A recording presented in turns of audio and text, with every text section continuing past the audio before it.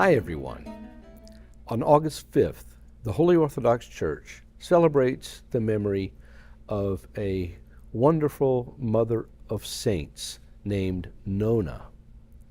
Now, Nonna had the great blessing of being the mother to Gregory of Nazianzus, also known as the theologian, and also two others that are saints of the Orthodox Church, his sister Gorgonius and his brother Caesarius. The fourth saint took a little bit more time. In 305, Nonna, who was from a prominent and wealthy family, married another Gregory, and this marriage was not so accommodating to her in the beginning.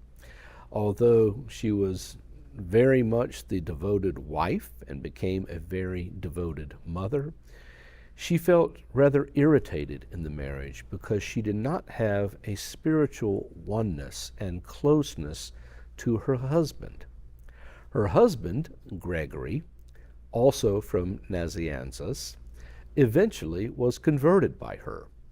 He had a dream where he heard himself singing, "I was glad because of them that said to me, let us go into the house of the Lord," from David's Psalms. He was very perplexed about this, but also quite moved because it had a very profound impact on him. You see, Gregory had come from a Jewish or pseudo-Jewish sect that believed in one God, but denied that God was the Father. This, of course, disturbed Nonna to no end, who was a very, very devout Orthodox Christian. But however, after this dream, Nonna suggested to her husband that he really dig into it and apply it in practice. She encouraged him in this piety so that he actually had the idea of building a church himself, which he would do because, like Nonna, he was quite wealthy.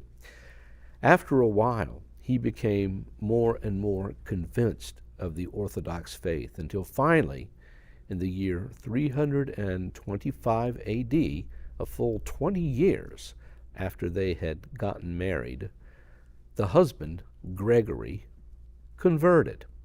Not long after, amazingly enough, he was appointed Bishop of Nazianzus.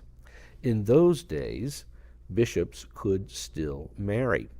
Nonna, not long after their wedding, also was ordained a deaconess. In those days, deaconesses could also still be married. That was changed probably 200 to 300 years later.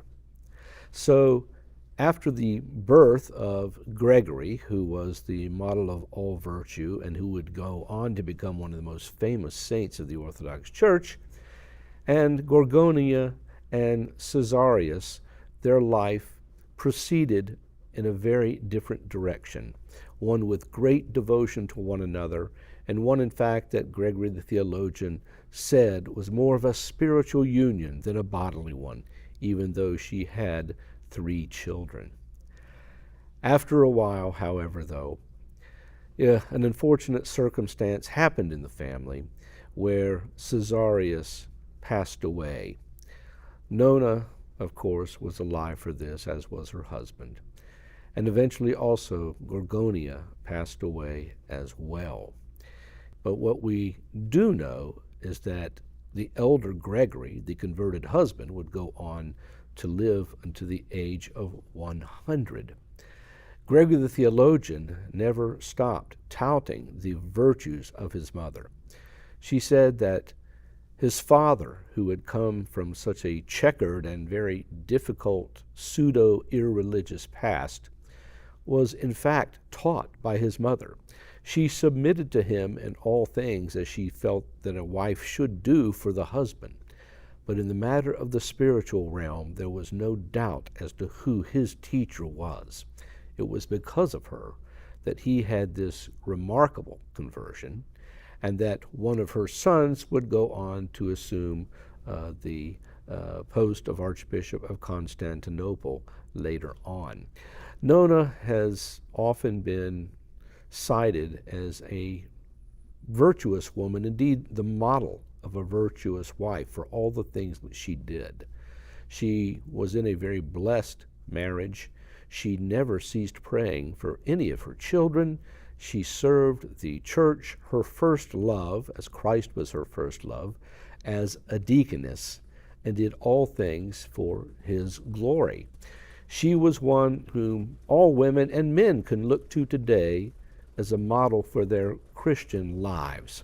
Indeed, St. Nonna no doubt intercedes for all of us today, particularly in a day and age where the very nature of Christian marriage is being questioned. By her prayers, may all of us attain to the kingdom of heaven. Bye-bye.